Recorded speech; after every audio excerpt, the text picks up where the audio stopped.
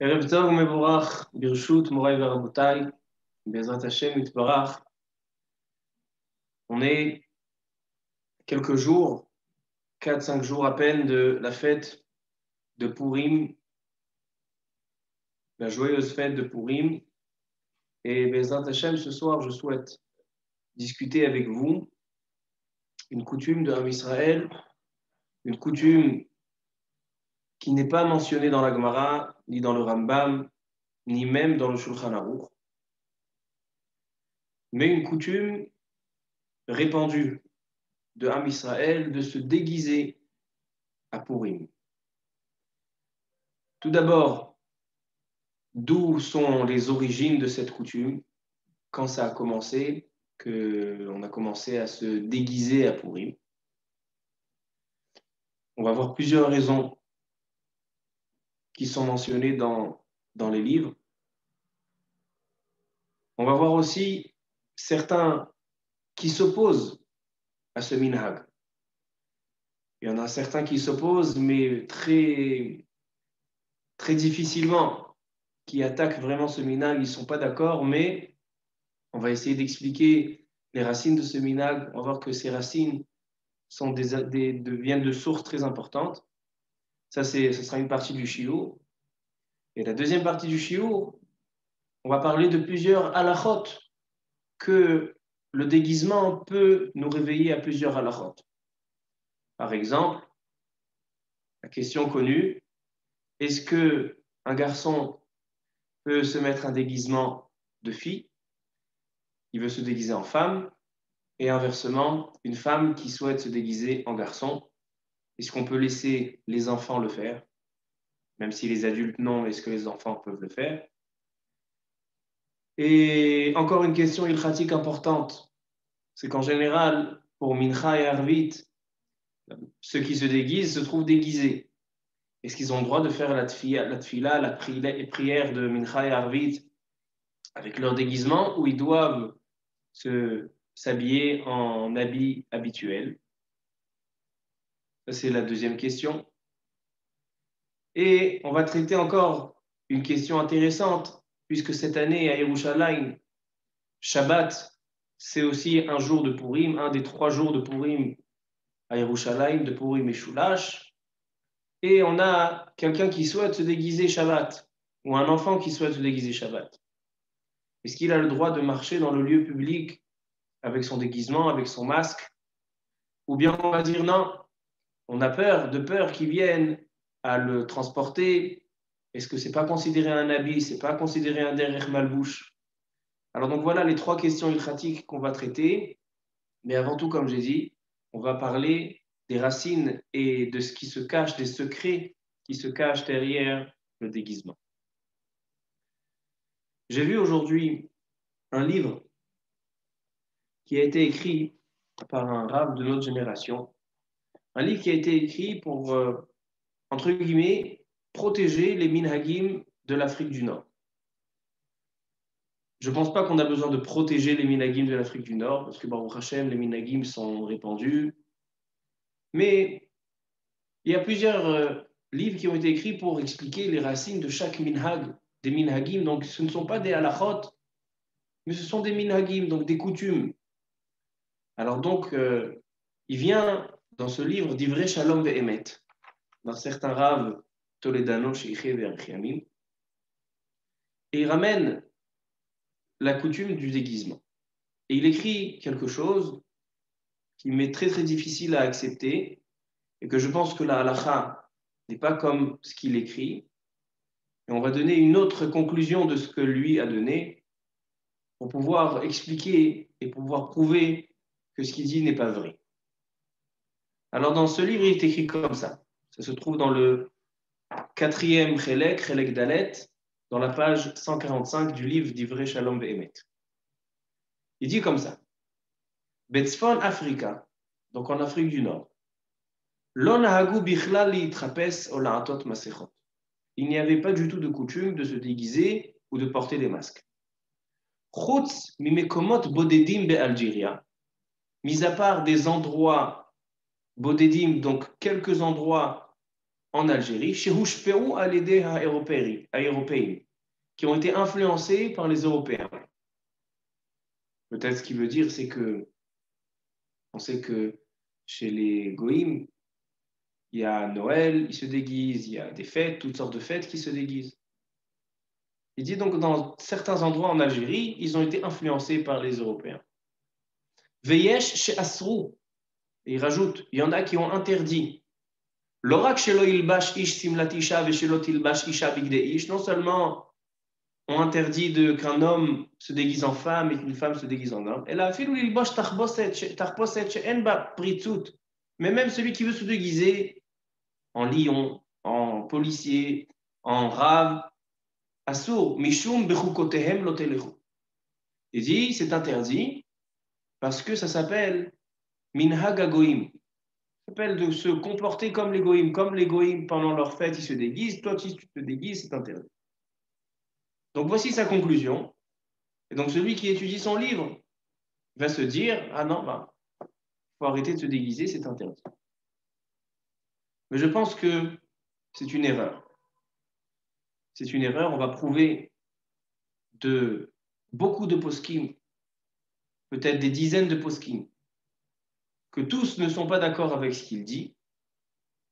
Et non seulement ça, c'est que lui-même, il a dans l'explication de cette halakha, il a des héarot, donc des commentaires, des explications à sa décision qu'il a écrit dans la halakha principale.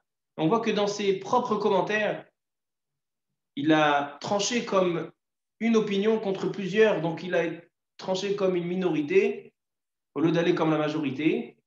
Et donc il a interdit une chose qui n'est pas exacte. Tout d'abord parce qu'il dit que dans toute l'Afrique du Nord, c'était comme ça, seulement dans quelques endroits en Algérie. Tout d'abord, ce n'est pas vrai, parce qu'il y a un livre qui s'appelle Nahagou Am, qui a été écrit par le Gaon Hatzadik Rabbi David Ovadia, alav Shalom, le père du Rav Pinchas Ovadia, de Kehilat Ismachlev, que lui, Rabbi David Ovadia, c'était le fils de Rav Ismachlev, Ismach Ovadia. Et lui, il écrit clairement dans son livre Nahagou Am que c'est en fait un livre qui décrit les minhagim qu'il y avait au Maroc. Et il dit comme ça, Minhag Israël Torahi, la'asot inyane srok bepurim.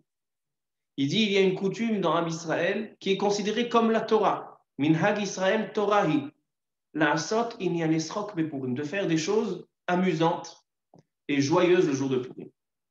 Ma shemeshanim amalbushim, on change les habits. Be'ofen shekol ro'ehem lo yakiru otam, qui changent leurs habits à tel point que les gens ne reconnaissent pas, ils n'arrivent pas à reconnaître qui se cache derrière ce déguisement ou derrière ce masque. Veuva minhagze betshuvat mahari mintz, et ce minhag a été ramené par le mahari mintz.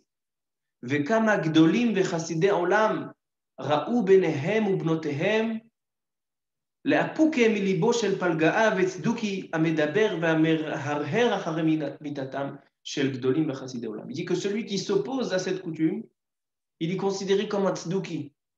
Pourquoi?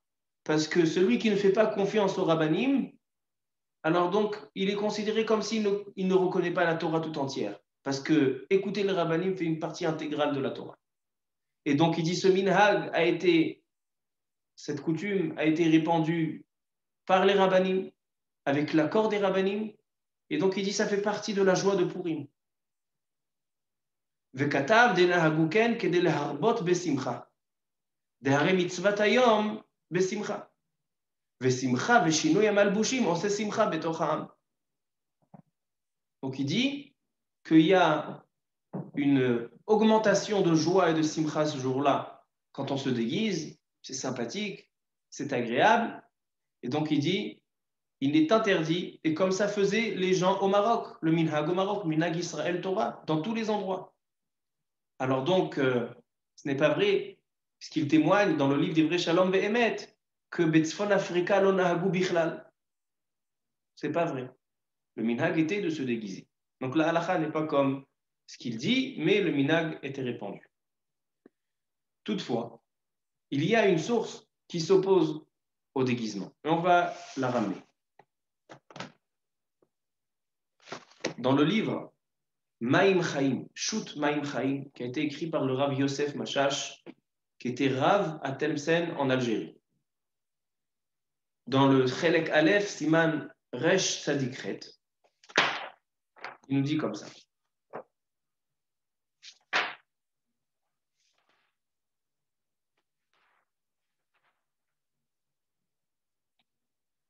Odot Levishat Partsufim Bepurim, pour le port des masques à Purim.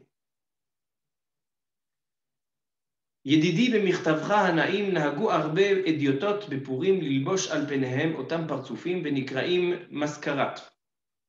ונפקה מזה כמה כלכלות. Donc celui qui a posé la question, Rav Yosef Machash, parle d'une coutume que beaucoup de personnes avaient l'habitude de se déguiser, les garçons en filles, les filles en garçons. Et ça causait beaucoup de pritzout.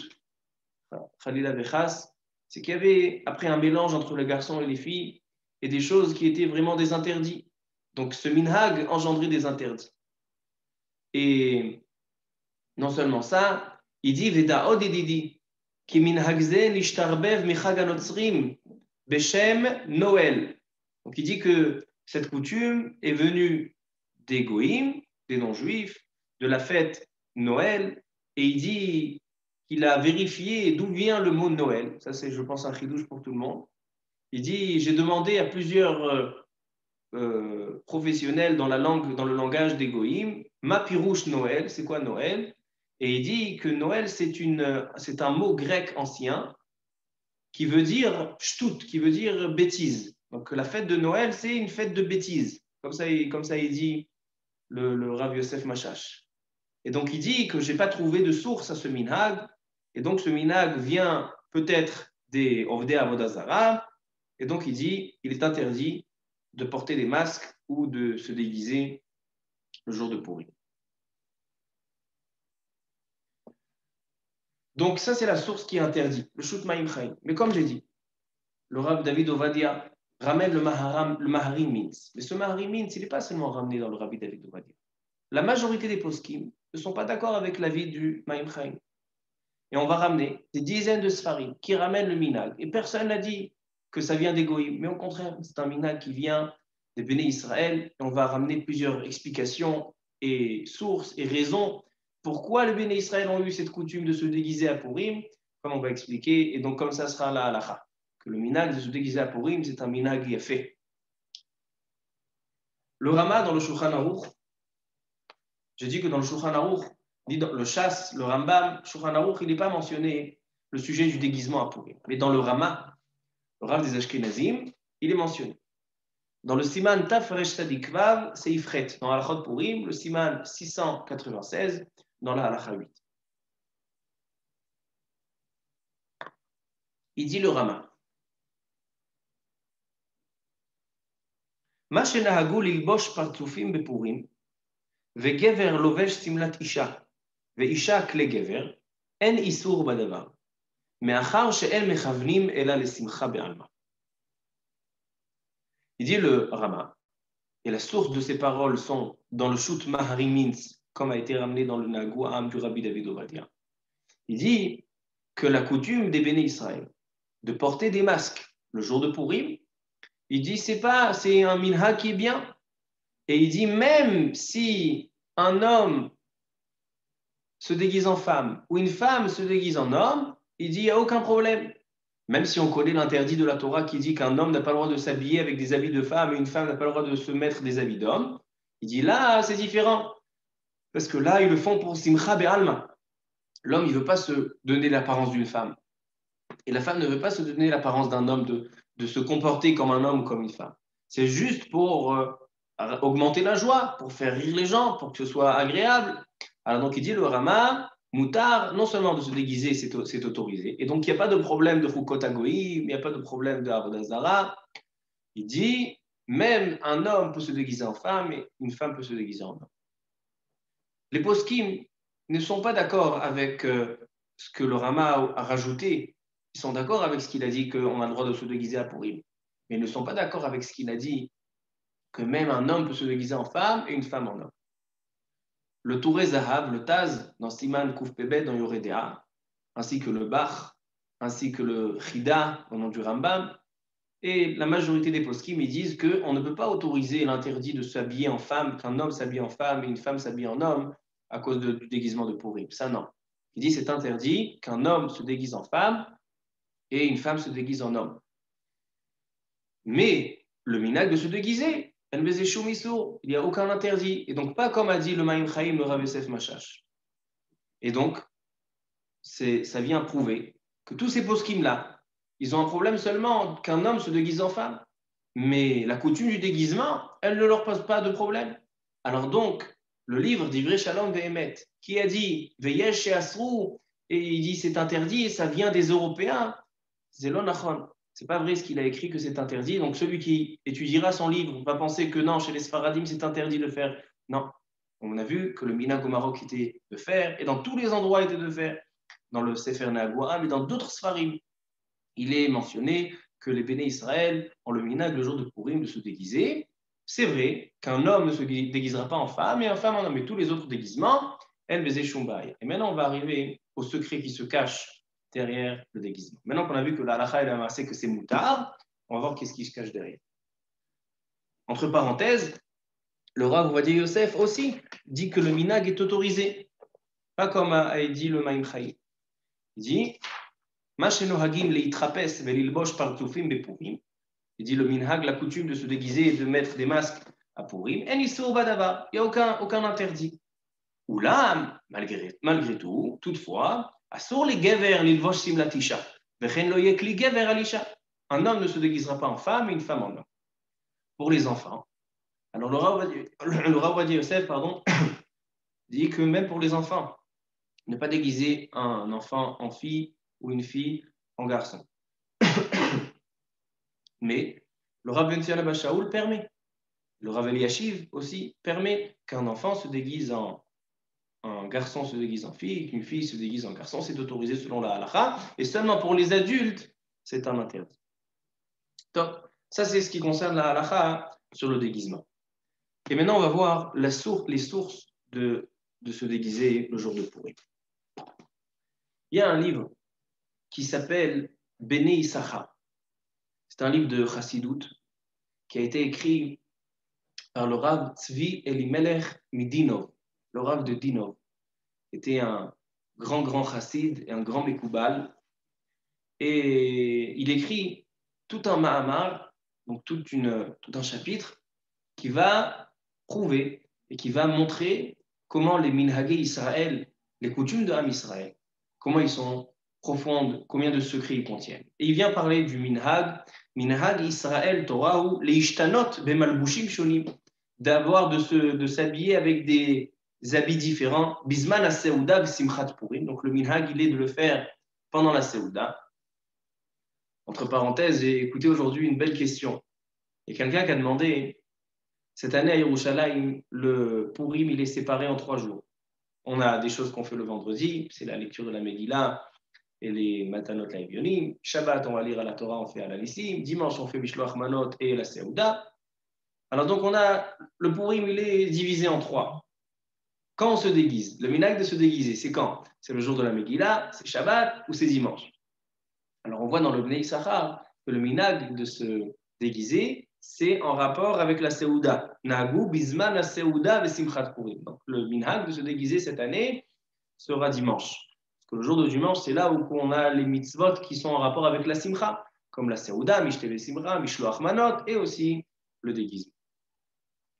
Alors il dit le Bnei Issachar, L'odavar rekhu, ne pense pas que le déguisement, c'est un minhag de personnes qui s'ennuient, ils ont décidé, viens, on se déguise. Non, c'est pas un minhag grec, c'est pas un minhag vide. Veitbonanti minacharakim.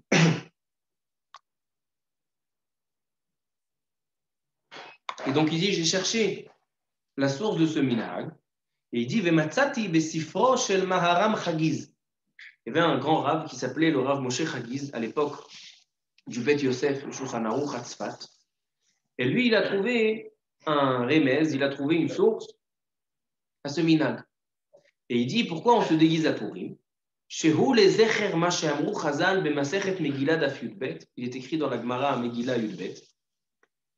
Là-bas, la Gemara, elle demande, Comment se fait-il, la Gemara, elle ramène que les Talmidim de Rabbi Shimon Bar Yochai, ils ont demandé à Rabbi Shimon, ils lui ont dit, comment se fait-il qu'à l'époque de Purim, tous les Umot HaOlam, Nigzar Alehem Klaya.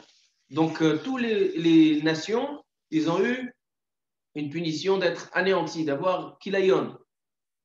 Elle répond, la Gemara, qu'ils se sont prosternés à l'idole qu'avait fait Nebuchadnezzar, le roi de Babel.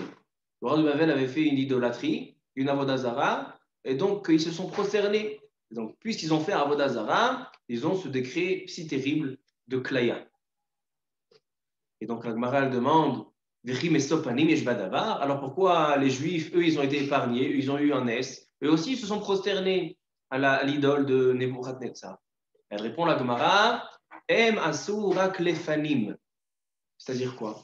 C'est-à-dire que les béné Israël, quand ils se sont prosternés à l'idole de Nebuchadnezzar, c'était seulement extérieur. Ils se sont prosternés extérieurement, physiquement. Mais leur cœur, donc leur intérieur, ne s'est pas prosterné. Ils n'ont pas fait pleinement cet acte de se prosterner. C'était seulement extérieur et pas à l'intérieur. Comme ça répond la Gemara. Alors il dit, le Rav Moshe Chagiz, dans son livre Elea Mitzvot, il dit c'est pour ça que les béné Israël ont eu la coutume de se déguiser le jour de Purim. Qu'est-ce que c'est se déguiser le jour de Purim? C'est montrer que l'extérieur n'est pas égal et n'est pas identique et ne ressemble pas à l'intérieur.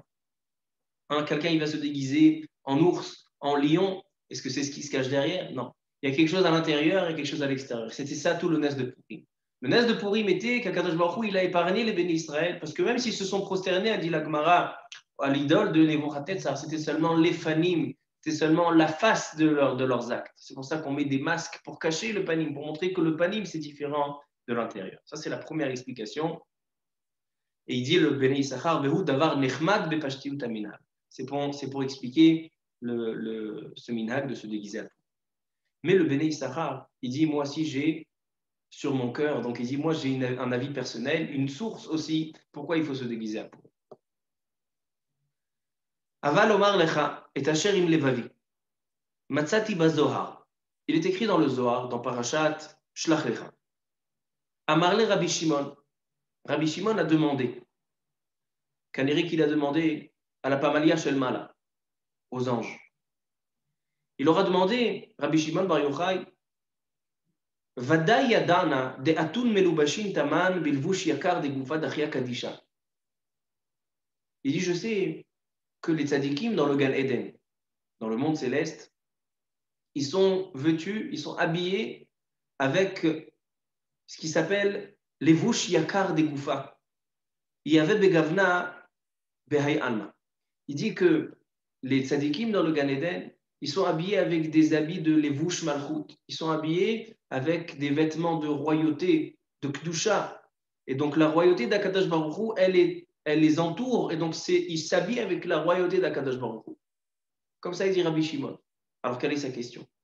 Alors il a demandé à la Pamalia Shelmala, est-ce que dans ce monde-là, il existe quelqu'un qui est vêtu, qui est habillé avec ses habits de malchut?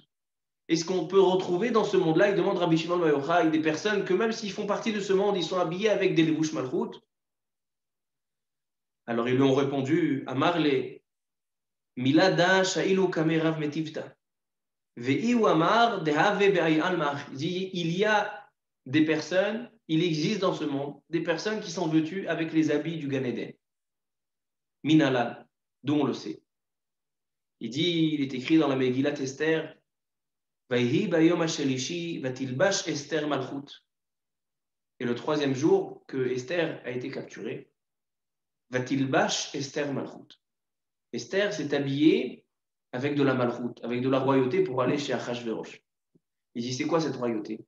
Elle s'est vêtue d'habits qui sont des habits des tzadikim dans le Gan Eden.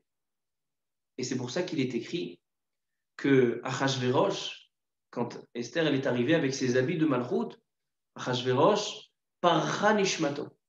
C'est-à-dire, il est mort pour quelques instants. C'est pour ça qu'il est écrit Vayhi kirot hamelech et Esther. Il dit pourquoi? Lama lele memar vayhi achul hashmienu sheparcha nishmato. Il dit pourquoi parcha nishmato? Parce qu'il a vu la royauté d'Akadosh Baruch Hu. Esther était vêtue de la royauté d'Akadosh Baruch Hu. Va-t-il bâche Esther Malchut, elle était habillée avec la Malchut. Et c'est ça ce que Achashverosh il a eu peur. Et il continue à répondre à Rabbi Shimon Bar Yochai, et il dit, et non seulement Esther était vêtue de ses habits de Malchut, mais aussi Mordechai Yehudi, comme il est écrit, ou Mordechai yatsa milifnei hamelech bilvush Malchut, ça fait partie des versets qu'on lit à voix haute, Techel et vachur va'ater et zahav. Il dit, c'est quoi Belvush Malchut? Il dit, les Vush Malchut diukna de alma, c'est les habits de Malchut du Gan Eden. Et c'est pour ça qu'il est écrit que toutes les nations, Nafal Pachad Mordechai Alehem. Comment se fait-il qu'ils ont tous eu maintenant une crainte de Mordechai? Pourquoi Mordechai, on a une crainte de lui maintenant? Il dit, parce qu'il avait les habits de Malchut d'Akadosh Baruch Hu. C'est ça qui a mis la peur sur toutes les nations. Il continue, Rabbi Shimon Bar Yochai, et il dit, c'est pour ça qu'on comprend, c'est quoi la ateret, la atara, donc la couronne qu'il avait aussi Mordechai. Il dit, cette couronne qu'il avait Mordechai, c'est aussi la couronne de Kadosh Baruch Hu. Et on retrouve cette couronne. Il est écrit qu'au moment de Kabbalat Torah, à Arsinaï, Mahamad Arsinaï, les 10 commandements, les Béné Israël, ils ont dit Naase Venishma. Tout le monde connaît. Et là-bas, il y a un midrash qui dit que quand les Béné Israël, ils ont dit Naase Venishma, Yardou Kitot Shel Malachim. Donc il y a des centaines et des milliers de malachim qui sont descendus. Et ils ont mis à chacun des bénis Israël 2 couronnes. Kashroulosh nektarim. Echad keneged naase, echad keneged nishma. Puis ils ont dit naase et nishma, ils ont eu 2 couronnes. Et il dit, Rabbi Shimon Bar Yochai, dans le Zohar HaKadosh, que c'est quoi ces couronnes-là? Ce sont les couronnes de royauté d'Akadosh Baruch Hu. Alors il dit le Béné Issachar, selon ça je comprends, on sait que le jour de Purim, c'est une deuxième Kabbalat Torah. Parce que les Béné Israël, quand ils ont reçu la Torah, Mamad Arsinaï, c'était forcé. Kafa alem arkegigit. Mais le jour de Purim, ils ont reçu la Torah, mais ahava. C'est pour ça qu'il est écrit, la Yehudim haïta ora vesimcha. C'est quoi ora vesimcha? La lumière et la simcha. Ora azu Torah. Ils ont eu la lumière, la Torah, et après ils ont eu aussi la joie. C'est pour ça qu'il dit le Rama, que le jour de Purim, il y a une importance, avant de démarrer la simcha, avant de démarrer la Seouda, de s'asseoir et étudier. Parce que le jour de Purim, c'est non seulement une simchat anes, mais c'est aussi le jour de Kabbalat Torah. Alors donc il dit, le Rav Bnei Issachar, il dit que le jour de Purim, les Béné Israël qui vont recevoir la Torah, ils ont ces mêmes couronnes qui étaient aux Béné Israël, les 2 couronnes de Naasev et Lishma. Ça veut dire que quoi? Que maintenant, chaque juif de Béné Israël qui reçoit la Torah, il a une couronne de royauté d'Akadosh Baruch Hu. Et comme Mordechai et Esther, ils avaient les habits qui ont les tzadikim dans le Gan Eden, les Vush Malchut, chaque juif, il a ce Vush Malchut. Chaque juif, il est habillé. Donc c'est pour ça qu'il dit, c'est ça le minhag, de mettre des habits différents de toute l'année. C'est ça les déguisements. Déguisement, c'est montrer que le jour de Purim, on a des habits qui sont extraordinaires, qui sortent de l'ordinaire de l'habitude de toute l'année. C'est les habits qu'on a le sroud d'avoir par le mérite de Mordechai et Esther, que eux avaient, ils ont fait le nes de Purim avec ce Levush Malchut, et Esther, Vatilvash, Esther Malchut, et Mordechai Yatsa Belvush Malchut, et c'est grâce à Béné Israël qui ont dit Naaseh Venishma et qui reçoit la Torah à nouveau le jour de Purim. Donc il dit ça, c'est l'explication du Béné Issachar. Donc on a 2 explications. Pourquoi se déguiser à Purim? Première explication de Rabbi Moshe Chagiz, parce que le nes de Purim, c'était que les Béné Israël, ils se sont prosternés extérieurement. Et donc il y a une différence et un décalage entre l'extérieur et l'intérieur. C'est ça ce que les Béné Israël ils montrent. Que le nes de Purim, il était que tout ce qu'ils ont fauté, ils se sont prosternés à l'idole de Nebuchadnezzar, c'était seulement extérieurement, c'est ça le déguisement. Ça, c'est Rabbi Moshe Chagiz. Mais le Béné Issachar, il donne une autre explication. Il dit qu'on se déguise à Purim parce que quand on reçoit la Torah, on a la couronne qui avait Mordechai et Esther, la couronne qu'avaient les Béné Israël quand ils ont reçu la Torah. Et c'est ça grâce à la Kabbalat Torah du jour de Purim. On va ramener une troisième source au minag de se déguiser à Purim. Je ne vais pas vous dire toutes les sources. J'ai vu que dans le livre Yalkut Yosef, du Rav Yitzhak Yosef, Shechie Varichiamim, il a ramené 22 sources au minhag de se déguiser à Purim.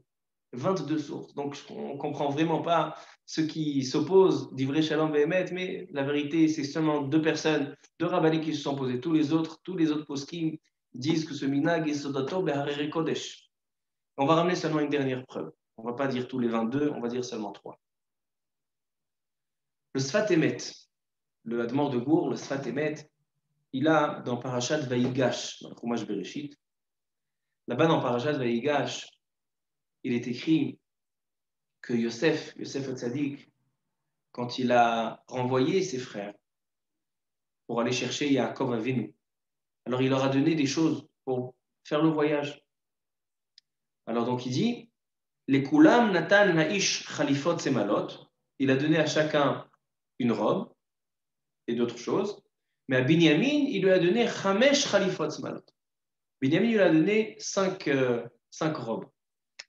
Et donc tout le monde se pose la question, tu vas encore une fois faire de la jalousie entre les frères. Tu sais que toi, tu as été vendu parce qu'il y a une différence, une histoire de robe, de Ketonet Passim. Et toi, tu reprends cette histoire. Il dit le Sfat Emet, il dit à Inyan, qui a pnimiyut le'olam echad, aval hamalbush mitralef kefi madrigot ha'adam. Dit, un homme, il a la neshama pnimit, il a l'âme profonde. Il dit, l'âme profonde, elle ne change jamais, elle sera toujours la même. Mais un homme, des fois, il fait des mitzvot, des fois, il fait des averot, des fois, il fait des bonnes choses, des fois, des mauvaises choses. C'est considéré, c'est pas la neshama profonde. La neshama, elle reste kdosha. La neshama d'un juif, elle restera toujours sainte. Mais les malbouchim, donc ce qui enveloppe la neshama, ça peut changer. Les malbouchim, on peut avoir plusieurs malbouchim. Malbouchim de mitzvot, malbouchim de averot. Il y a la profondeur de la neshama, il y a l'extérieur, donc les malbouchim. Et donc il dit, Yosef Hatzadik, quand il envoie ses frères, il n'aura pas donné seulement des choses pour pouvoir bien traverser la route. Non, Yosef Hatzadik, il leur a donné les éléments pour pouvoir traverser toute la galoute d'Égypte. C'est ça ce qui s'est passé à ce moment-là. Il leur a donné les éléments. Et il a dit à Binyamin, la reine, Ramaz le Binyamin, sheyetse mimenu Mordechai, sheyetse milifnei hamelech bechamisha levushim. Binyamin, c'est l'ancêtre de Mordechai et Yehudi. Mordechai Yehudi, il était de la tribu de Yehuda, Ish Yehudi, mais à la fin il a marqué Ish Yemini, il était aussi de Binyamin. Son père et sa mère étaient de tribus différentes, un de Yehuda, un de Binyamin. Alors donc Yosef Hatzadik, il a montré à Binyamin, il dit, tu vas avoir un descendant qui va avoir 5 malbouchim. C'est quoi 5 malbouchim?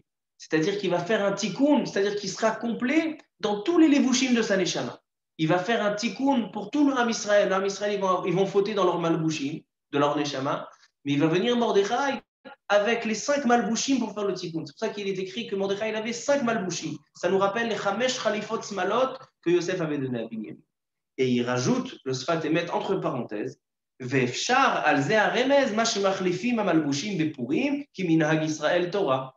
Il dit il y a une coutume de Béné Israël de mettre des déguisements et toutes sortes d'habits différents le jour de Purim. D'où ça vient? On sait que minhag Israël Torah, la coutume de Béné Israël, c'est comme la Torah. Il dit le Sfat Emet, c'est peut-être une explication. Puisque le nes de Purim, il était que Mordechai Yehudi, il a rectifié, il a réparé tous les malbouchim des Neshamot de Béné Israël, tous les 5 degrés de malbouchim. C'est pour ça qu'on a le minhag, le jour de Purim, de changer nos malbouchim, de changer nos habits. Et donc, il y a encore beaucoup d'explications. Il y a le Mishneh Halachot, il dit que comme on doit donner Matanot Laevionim, les enfants venaient taper à la porte pour prendre Matanot Laevionim, parce que les parents, ils avaient honte de venir. Mais les enfants aussi, ils avaient honte. Donc, ils mettaient des masques pour pas qu'on les reconnaisse. Il y a beaucoup de ta'amim. Pourquoi se déguiser le jour de Purim? Donc, là, notre conclusion est que le minhag de se déguiser à Purim, c'est minhag yafé. C'est un bon minhag. Un minhag qui a beaucoup de profondeur, qui a beaucoup de hamek. Le principe du minhag, ce qu'on doit retenir, c'est que le minhag, il est là pour rajouter de la simcha, pour rajouter de la simcha dans la seouda. Et donc, voilà. Et pas comme ceux qui s'opposent à ce minhag.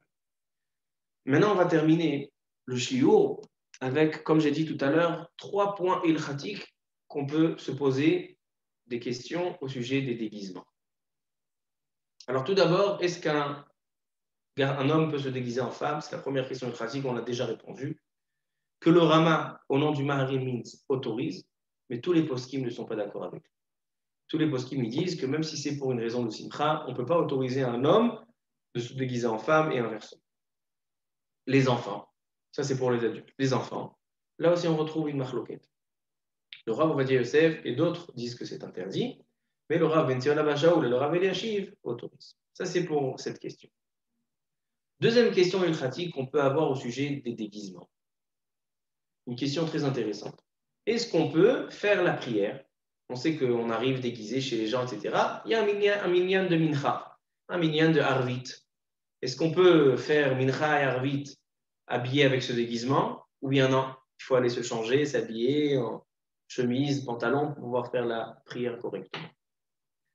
Alors, cette question, elle a été demandée au grand décisionnaire de la génération qui est niftar il n'y a pas très longtemps, le Rav Wosner, à la Shalom.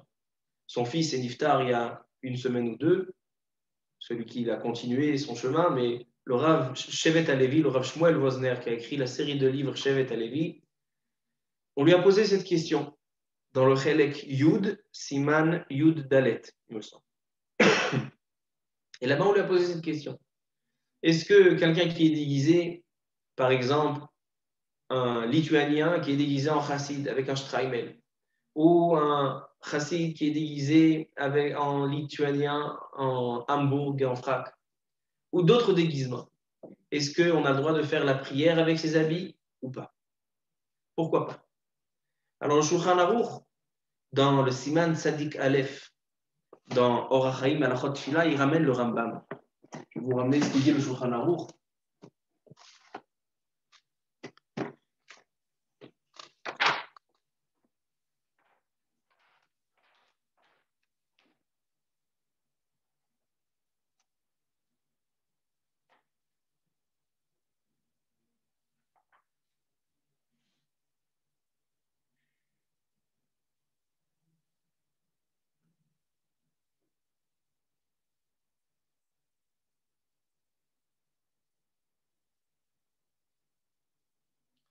Dit le Shulchan Aruch dans Siman Tzadik Aleph, Seif He.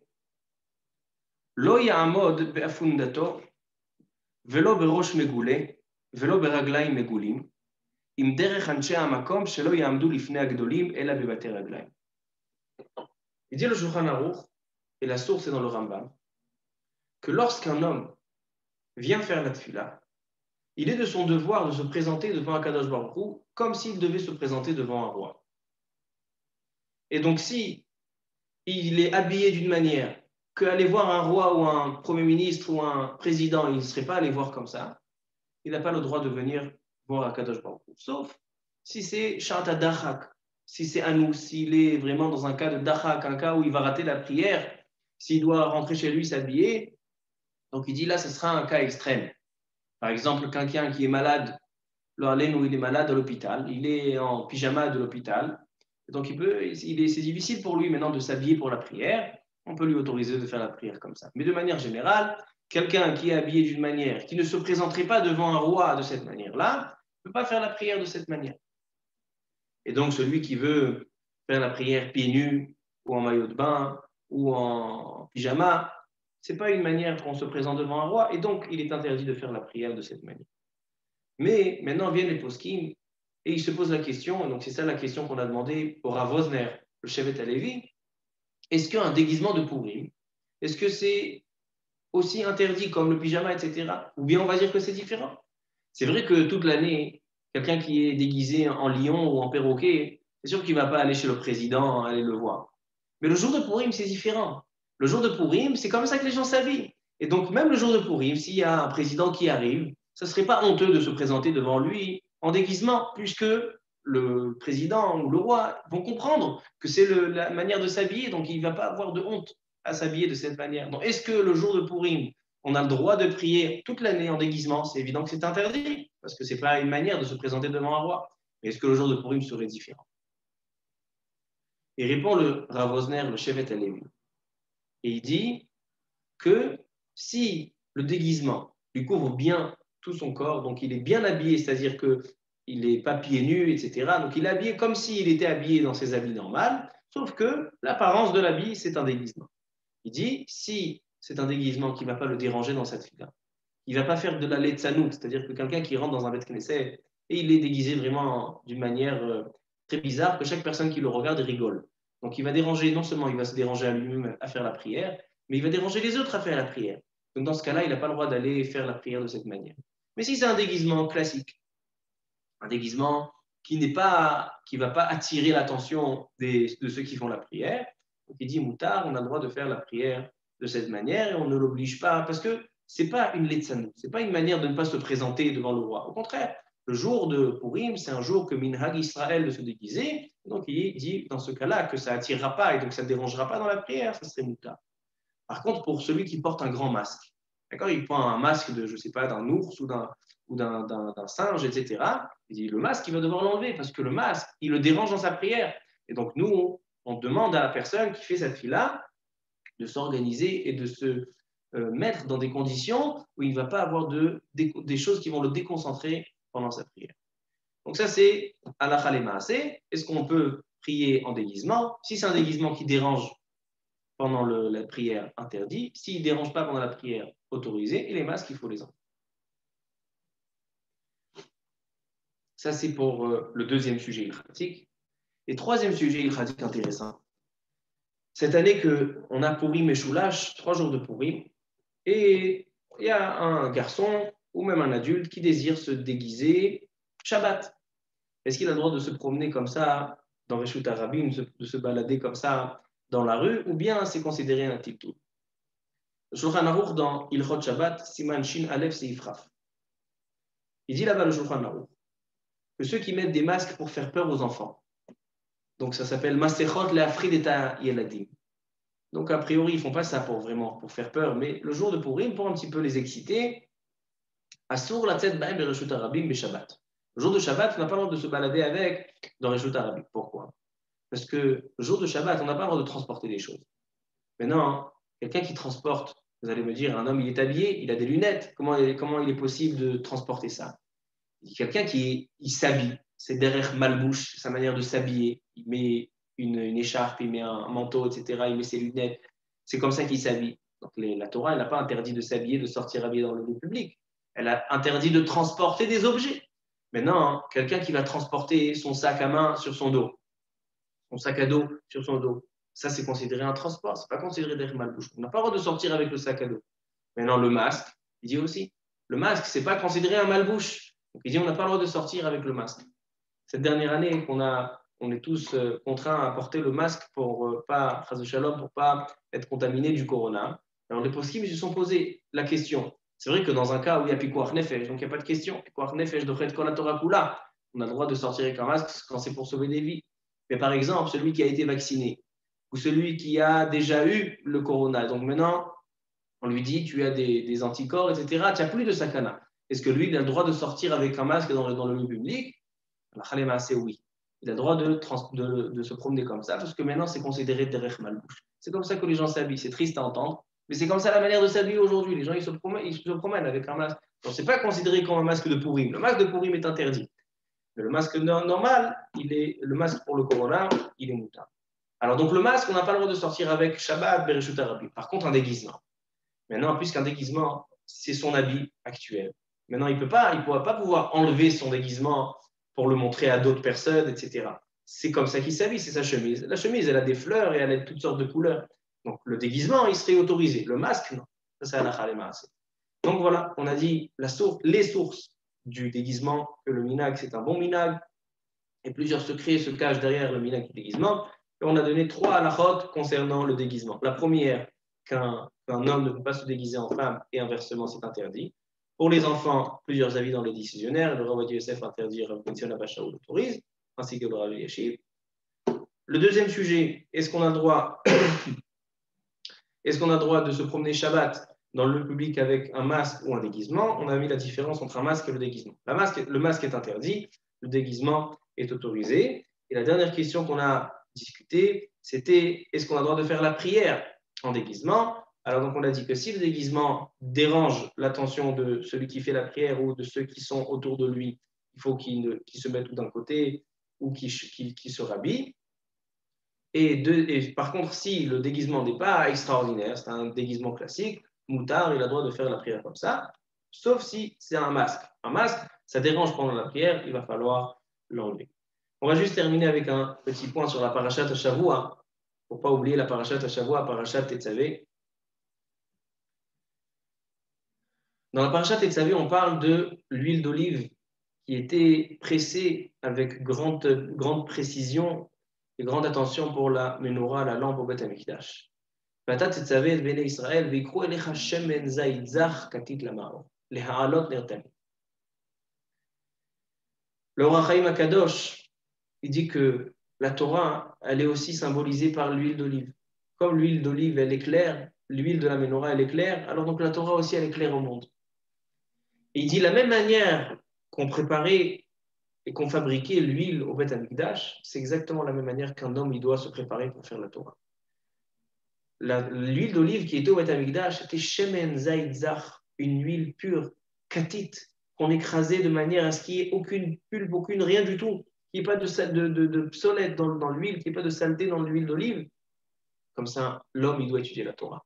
Il doit casser son corps des fois. Des fois, il faut rester réveillé tard le soir. Il faut se lever tôt le matin. Des fois, il faut étudier même dans des conditions qui sont difficiles. Donc, c'est considéré comme l'huile d'olive. On la presse de manière à ce qu'on ait de l'huile pure. La Torah aussi, elle doit être pure. Donc, l'homme, il doit s'efforcer. Adam qui amut be'ohel. Celui qui fait des efforts et qui casse son corps pour étudier la Torah, elle est mitkayem. Et on raconte une histoire sur le Rav Shach. Avec ça, je termine. Une fois, il y a un élève de Rav Shach qui est rentré chez lui et qui lui a dit, voilà, j'ai écrit plusieurs chidushim de Torah, je souhaite l'imprimer pour que le Sibour en profite. Et je voudrais une askama, donc une recommandation du Rav Shach. Il lui dit, le Rav Shach, mais tu es jeune, c'est pas dommage d'imprimer des choses maintenant. Il lui dit, pourquoi? Quel est le problème? Il dit, tu sais, tu es jeune, tu n'as pas encore une grande expérience. Peut-être que tu vas imprimer ton livre et dans quelques semaines, dans quelques mois, dans quelques années, tu vas regretter ce que tu as écrit. Alors, celui qui est là avec ses Chidushei Torah, il lui dit, mais Mechila Kvod Harav, vous-même, le Rav Shach, vous avez sorti votre premier livre à l'âge très jeune. Alors, pourquoi vous, c'est une chose et moi, vous donnez une autre réponse? Il lui a répondu, le Rav Shach, il lui a dit, mais sache que moi, quand j'ai sorti mon livre, j'ai effacé 15 fois ce que j'avais écrit. J'écrivais, j'effaçais, j'écrivais. J'ai écrit mon livre comme le Shemen Zayit Zach, comme l'huile d'olive du Beth Amikdash, où on fait srita avec srita et on le presse et on s'occupe de l'huile de manière à ce qu'elle sorte la plus pure possible. C'est comme ça de cette manière que j'ai écrit mon livre. 1 an et demi après, le Rav Shach, il rencontre ce Talmide et lui dit, regarde, maintenant, j'ai vu comment cette année-là, tu t'es occupé de ton livre pour effacer et vérifier qu'est-ce qu'il faut écrire, qu'est-ce qui est exact, qu'est-ce qui n'est pas exact. Maintenant, tu peux sortir ton livre. Mais est-ce que tu as étudié des choses avec Rabrouta? Je lui dis, oui, j'ai étudié des choses avec Rabrouta. Si tu as étudié des choses avec Rabrouta et tu as vérifié, maintenant, viens, je t'écris la recommandation et imprime ton livre. C'est-à-dire que le Rav Shach, il avait compris cette chose-là. Il avait compris que la Torah, c'est pas on étudie et on lance et on balance en l'air. Non. La Torah, pour qu'elle soit, elle existe chez l'homme, soit mitkayemet chez l'homme, elle se réalise chez un juif, il faut la considérer comme de l'huile pure, la sortir la plus pure possible, la sortir la plus désintéressée, la plus propre possible. Et c'est comme ça c'est pour ça que Shemen Zayit, il dit le Ohr HaChaim HaKadosh, elle symbolise la Torah. Et comme l'huile d'olive, elle est claire au Beth Amikdash, la Torah est claire pour tout le monde. Baruch Adonai Le'olam. Amen ואמן. המרחם על כל בריותיו, ויחוס ויחמול לרחם על נפש רוח ונשמה של הנפטרים בשם טוב מן העולם, את אסתר אפללו אזולי בת רנה, ואת בכת סולטנה נקש בת פורטוné, que leur askara, c'est ce soir, et toute la liste qui est écrite, רוח אדוני תניחם בגן עדן, הם וכל בני ישראל השוכבים עמם בכלל הרחמים וסליחות, וכן יהי רצון ונאמר אמן. מי שברך אבותינו הקדושים והטהורים, אברהם יצחק ויעקב, ויברך את כל חולי ישראל בכללם, la liste qui est mentionnée, tous les noms qui sont mentionnés ici, et tous les חולי ישראל, השם מרפאים ברפואה שלמה, רפואת הנפש ורפואת הגוף. וכן יהי רצון ונאמר אמן.